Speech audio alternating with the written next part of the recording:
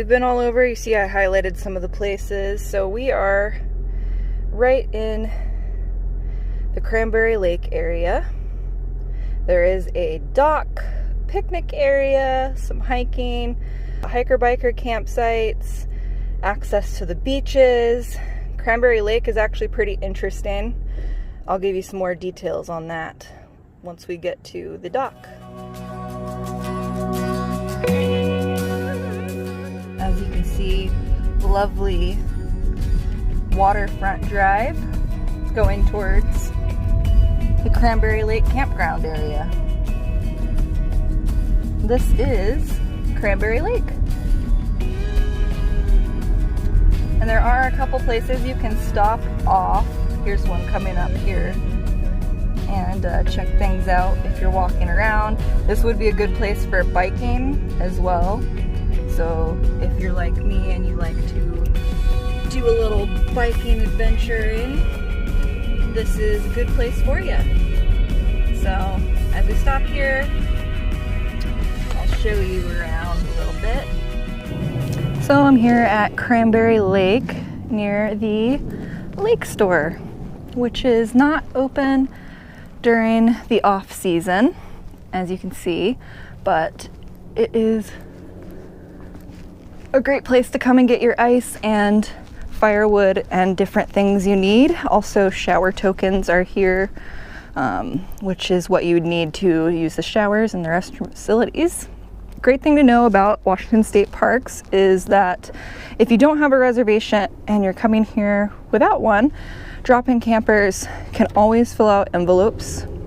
You basically just fill out your information. The area and location in each Washington State Park might be different, but the way you do it's always going to be the same.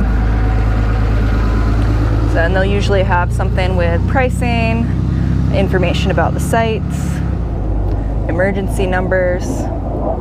So this is the after hours pay station, and you just drop the fee envelope in here. So this is to certain sites, electric hookup sites that way, and sites that way as well. Oh, this is nice. In celebration of our partnership with our park, Oak Harbor Elementary students and staff made this. That's cute. Yeah, so one of the other things I love about working for Washington State Parks is that it has close ties to the communities in the areas that the park is located.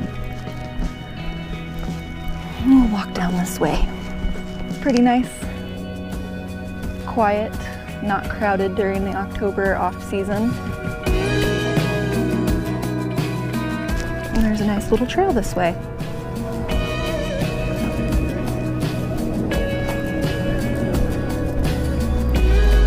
A lakeside trail. And go right over here.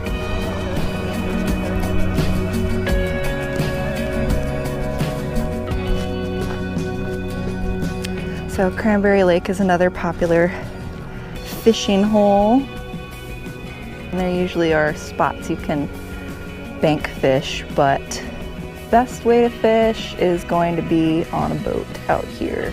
Just make sure you follow any regulations for boats, because some of them do not allow motors or certain horsepower. Right now we'll just go back to the car. I'll show you around a little bit more and we'll go on to our next destination.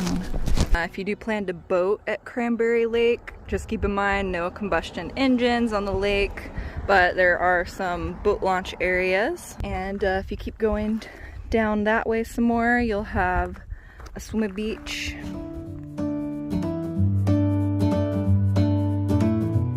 So this is Cranberry Lake, and it is actually one of the warmer areas to swim in Washington, mostly warmer than the Pacific Ocean areas that you could swim out here. So great place for swimming. There's a swimming beach down the road a little bit. This is one of the boat launches. Basically, you can fish here for brown trout, rainbow trout, largemouth bass, and yellow perch. So lots of different things to fish for here in your little boat. Aside from fishing, you can also swim in Cranberry Lake during the summertime ideally, but I'm sure you'll see some braver people swimming in the lake even in October. But in October it is still popular for kayaking. Human-powered and electric motors are allowed on this lake. Another thing that's popular is also a hot spot for geocaching. And if you don't know what geocaching is, it's when you have an app on your phone, or if there's an old school way of doing it, but basically you locate these little caches of almost like treasures in these boxes. You find them, you can mark them that you found it, and you can take something from the box and or leave something behind, which is pretty cool. So I've done that before on Whidbey Island, and it's actually pretty fun for kids and adults alike.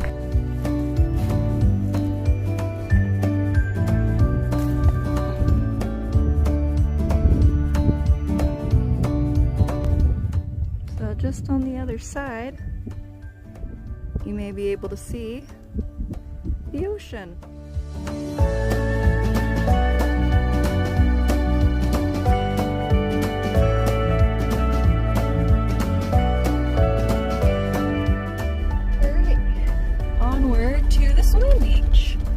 Take a peek at that. Come travel with me. So the parking lot here is actually more empty than I've ever seen it.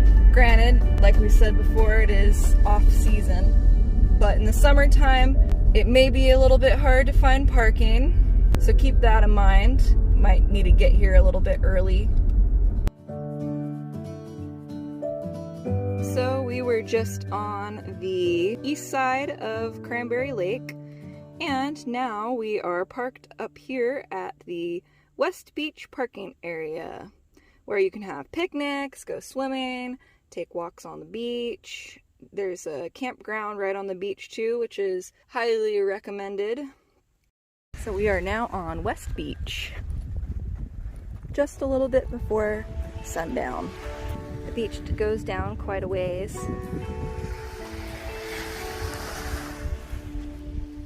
The waters are going to be way too chilly right now for any swimming unless you are doing some kind of wetsuit swimming. As you can see, it's a bit of low tide here. Another image of Deception Island.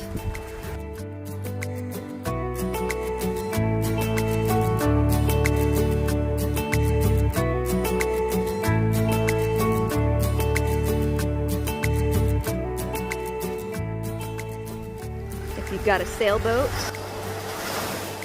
great place to sail. It can get pretty windy out here, but right now the winds are pretty mild.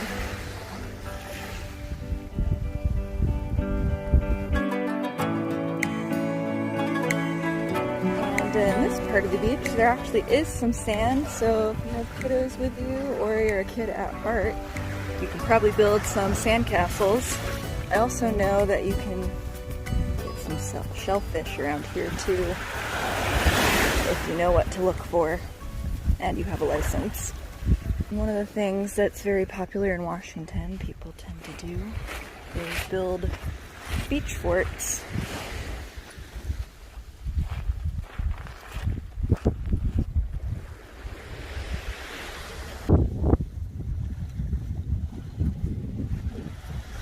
So now we're walking over to Cranberry Lake from the west side. In the summertime, there's the concession stand, which is usually open. So if you have a hankering for something, go for it. They usually have pretty decent food. And as you can see here, a nice little pathway here, which is ADA accessible.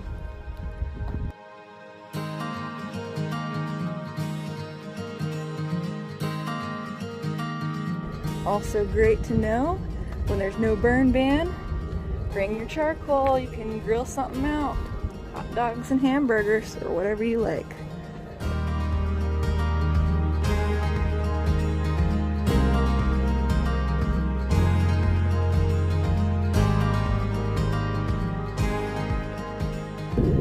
Why is it called Cranberry Lake? Well, it got its name from its history as a cranberry bog used by early settlers.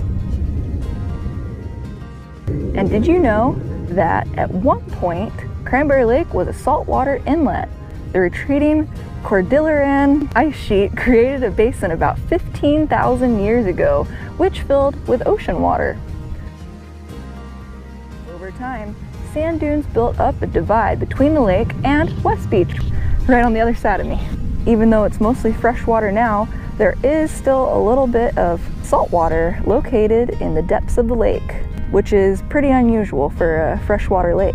If you don't want to just come for a day, you can also do some camping. There are a couple different camp loops and campgrounds within Deception Pass State Park.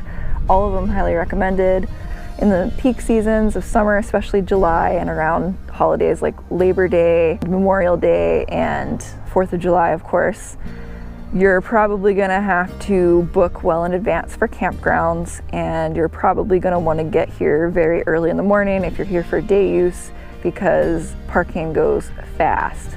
This park is actually the most visited park in Washington State.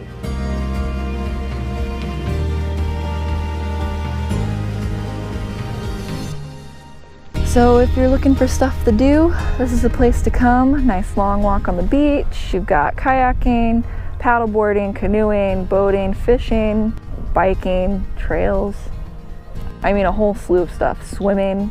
Rock hounding is popular on the beaches out here because of the various types of stones and rocks. Agates are popular to find out here. You can probably find some jade also.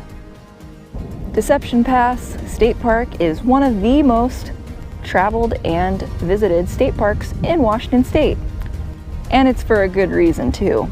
There's mysterious coves, rugged cliffs, jaw-dropping sunsets, but it makes this park a go-to for locals and out-of-towners alike.